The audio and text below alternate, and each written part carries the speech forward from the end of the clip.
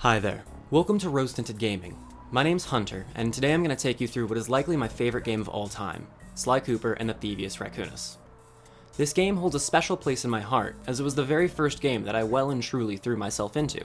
Now this playthrough isn't going to be a standard Let's Play, nor will it be a speedrun, or a challenge run, as is so popular these days. No, one might, should they be so inclined, call this a slow play. I plan on taking you through this game as though you were my little sibling sitting next to me as I explain all the small and intricate details about Sly Cooper that made this game so important to me, and that will likely be ingrained in my memory for the rest of my life. So please, grab a drink, lean back in your seat, and join me as we begin. Sly! Come in! Sly! Do you read me? Yeah, I read you. Loud and very loud. Sorry, I'm a little nervous. Trying to break into police headquarters does that. Get over it, Bentley. You're safe in the van. I'm the thief here. I've got to steal that file from Inspector Carmelita Fox. Well, count on me to be your eyes and ears, buddy. Got their security system totally scoped. To get inside, you're gonna have to go through that air vent. All right, I'm going in. And don't forget you got me at the wheel, Sly. All you gotta do is grab the file and get back to the van. We'll do the rest. Just keep that engine running, Murray. I'll be down in no time. The first thing to note is that the left-right camera controls are inverted. So if I move the analog left, the camera turns right, and vice versa. So let me just... Oh no. Well, that's gonna be super annoying. At the very least, if ever I die, I can blame it on this awful camera. Anyways, I have a bit of backstory before we continue. You see, when I first owned this game, I never had a memory card for my PlayStation 2. Furthermore, Mom always told me that if I left the system on overnight, it would break. So anytime I booted up this game, I had to start fresh from the beginning. As such, I started accidentally learning small speedrunning optimizations to get through the early levels faster, so I could actually, see the rest of the game. For example, if you walk up this ramp, a 30-second cutscene will play, wasting precious frames. But if you jump up like this, you skip it completely.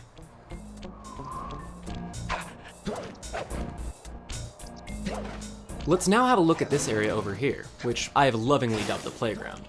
There's a lot to see here, which is neat considering that this entire area is completely pointless. I used to spend quite a bit of time just messing around in this area and prolonging the start of the game. I always enjoyed playing with all the moving parts and desperately attempting to kill all the rats in hopes that something special or secret would happen. In my first attempts at recording this, I thought it was impossible to get on top of this silo, but after getting the video footage to match my audio, I found that it was possible. Oops. Now, for posterity's sake, and because I'm taking you through the entire game, let's go ahead and watch the cutscene that we skipped with our super sneaky thief speedrunner strat. Hey, Bentley, I think I'm seeing things. Must be vertigo or something. Can you see those crazy blue lights? Really? I've read about this. Master raccoon thieves are able to sense thieving opportunities, which manifest themselves as unexplainable blue auras.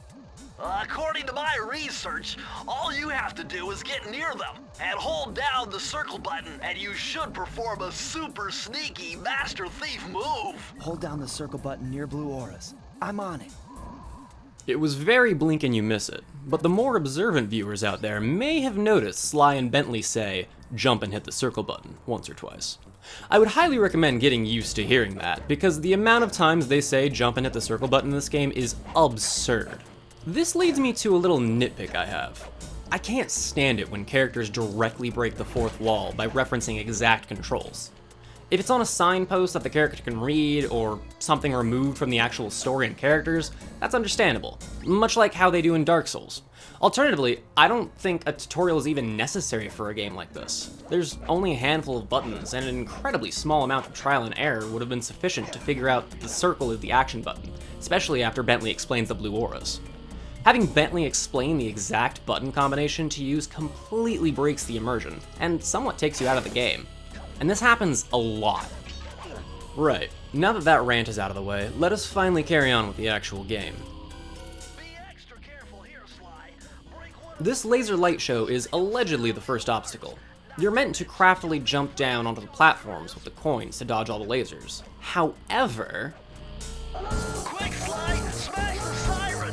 That'll kill the alarm and power down security! As you can see, thanks to the fact that the laser takes a second to turn into a proper burning laser, it's actually impossible to die to this first section. Inspector Carmelita Fox's office is behind the red door. Moving on, I just want to point out this small bit of level design. As you can see, there are two paths that you can take. Naturally, they both inevitably lead to the vibrantly obvious red door where you're meant to go. But I appreciate the fact that they didn't make the path completely linear. It's nice to see that they fleshed out the building just a teensy bit by adding that middle office area, and it helps make the game feel more alive. Heading into Carmelita's office properly, there's quite a bit to see here. I will remind you once more that I didn't have a memory card, and as such, I spent quite a bit of time in this room. Breaking all the books, getting all the coins, and staring at the details plastered all over the walls. Looking around, you can quite easily see that Carmelita is properly obsessed with Sly and the Cooper gang. For example, over here you can see some Polaroids of the gang hanging up. What's interesting is that these are actually stills from the cutscene that we're going to watch at the end of this level. And over here we have some wanted posters of Sly himself. But what's really interesting is this map here on the desk. On it, you can see various travel paths across the globe, but they're annotated by times as opposed to dates on the side here, implying that all this travel happened in only a day or two. Now, there are two possible explanations for what might be going on here. The first is that this is some other crime syndicate that Carmelita has been keeping an eye on, but that's boring. What I see here is more of Carmelita's Cooper obsession, and this is the Cooper gang's path across the globe, and they just have a phenomenal travel agent. By the way, I hope you all enjoy stopping to talk about innocuous details like this, because it's going to be happening quite a bit through this playthrough. Way to go, Sly! This is where Inspector Carmelita Fox stashes all her important files. I hacked into the police security mainframe and discovered this vault's combo. Try dialing in 937. Good old 937. Thanks to the amount of times I've played through this level, I've got that code permanently etched into my brain.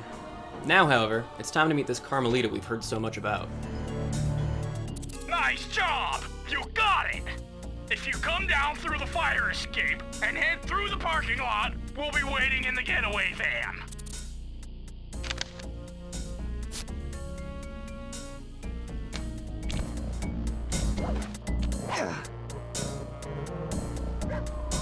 Criminal!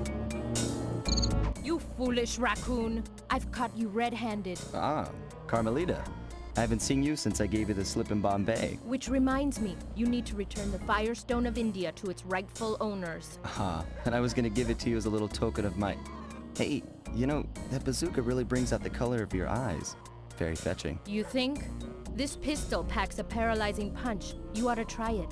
Might snap you out of your crime spree. And give up our little rendezvous? Plenty of time for that once you're safely behind bars. Love to stick around and chat, but I just dropped by to pick up this case file. I think you've had it long enough. I'm gonna pause here for just a second to make a couple dumb comments. First and foremost, they never talk about the Firestone of India. Not even a cute little reference in a future game. Never comes up again. Secondly, for the longest time, I did not realize that in basically every conversation between these two, Sly flirts the entire time. It is adorable in retrospect. Now, Carmelita is firing at us, and we need to escape, providing the first real obstacle of the game. Her bazooka blasts, alongside everything else in this game, will kill us in only a single hit. This will send us to the last checkpoint we were at. This level doesn't have any checkpoints though, so failing here sends you to the beginning of the game. The trick though, is to never jump. Carmelita aims for the cars rather than at Sly, so if you stay on the ground, you'll be perfectly safe. With all that out of the way, it's time to learn what's actually happening in this game. You can't escape me, raccoon!